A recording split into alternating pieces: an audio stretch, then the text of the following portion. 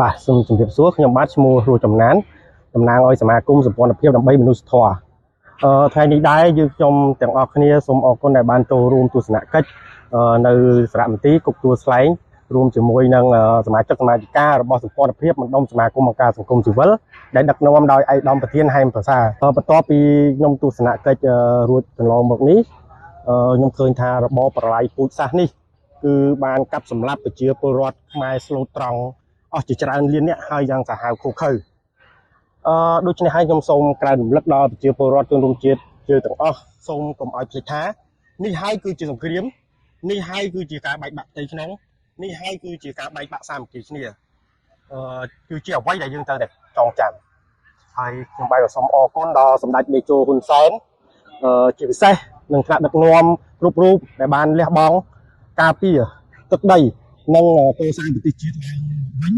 រហូតដល់សប្តាហ៍នេះជាមិនធម្មតាទេហើយក៏មិនងាយស្រួលដែរបាទហើយឆ្នេះហើយយើងខ្ញុំទាំងអស់គ្នាជាយុវជនជំនាន់ក្រោយខ្ញុំនឹងគាំទ្រនៅរដ្ឋាភិបាលសប្តាហ៍ដែលមានសម្ដេចបបរទឹកដីហ៊ុនម៉ាណែតជានាយករដ្ឋមន្ត្រីយើងរួមគ្នាកសាងប្រទេសនិងបន្ត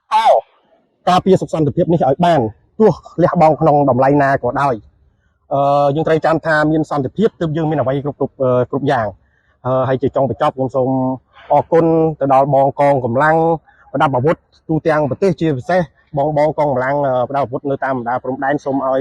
ទេវតាអ្នកថែរក្សាទឹកដីខ្មែរយើងទាំងអស់ជួយថែរក្សាពួកគាត់ឲ្យគាត់សុខភាពល្អមានសេចក្តីសុខនិងឈ្នះអស់មារសត្រូវបាទសូមអរគុណ